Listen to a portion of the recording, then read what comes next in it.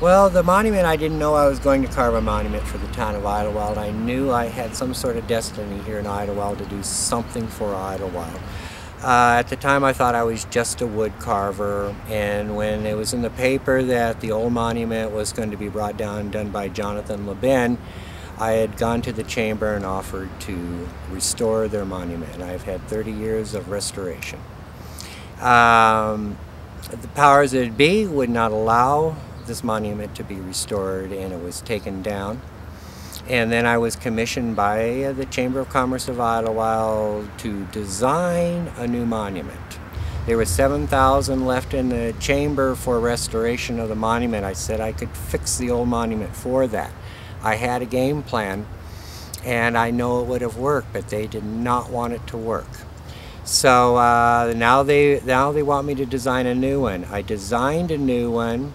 It needed a 9-foot log, a cedar log, 20 feet tall. I wanted it from Northern California, where the wood is good.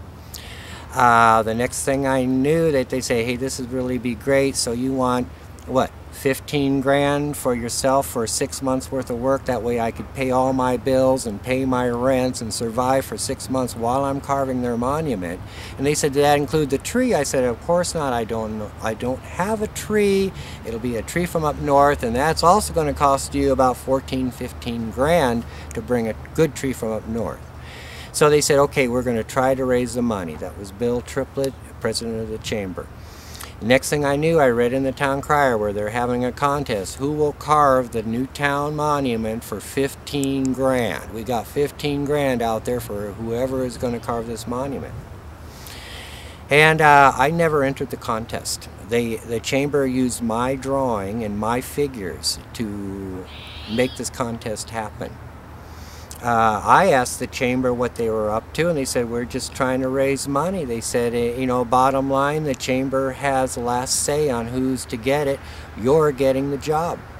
To me, it was sort of a rigged contest. That's why there was no other wood carvers involved in the contest, only Dory, the metal sculptor, because I didn't get a chance to talk to him.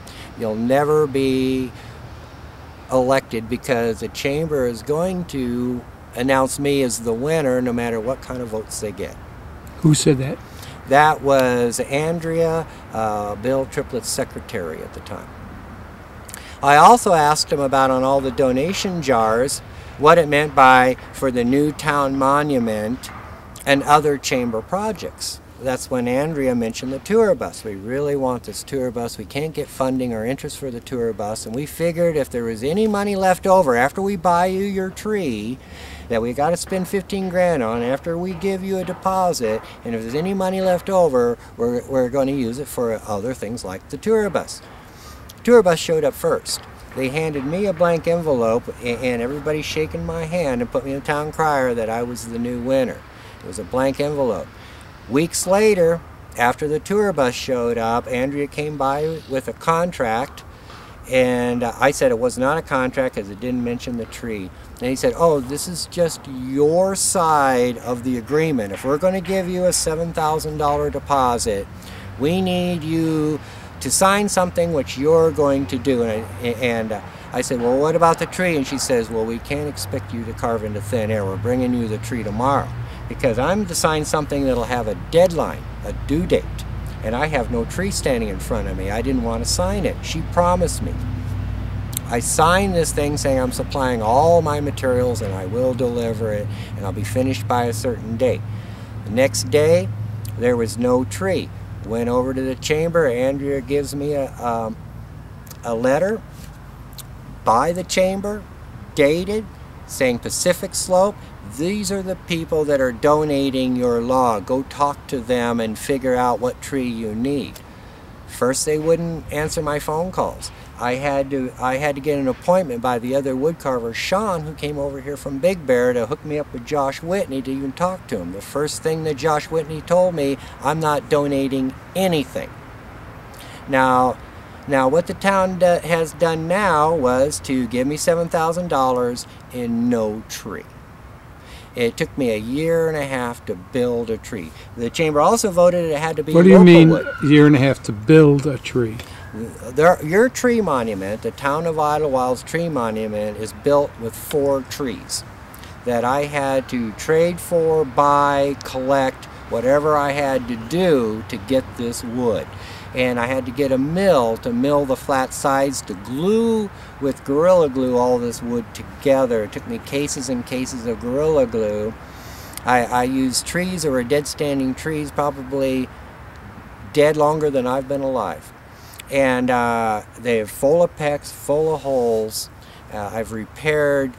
2/3 of my time has gone into repair, only 1/3 into carving. And this is what happened to me when I'm forced to use local wood. Now Jeffrey Kane, who was the president of the chamber then, said there was no money left to buy a tree, because I begged him, you gotta buy a tree, I cannot work this way. They said there's no money left, you got the Lovekin tree that Josh Whitney had cut too short to use for a monument.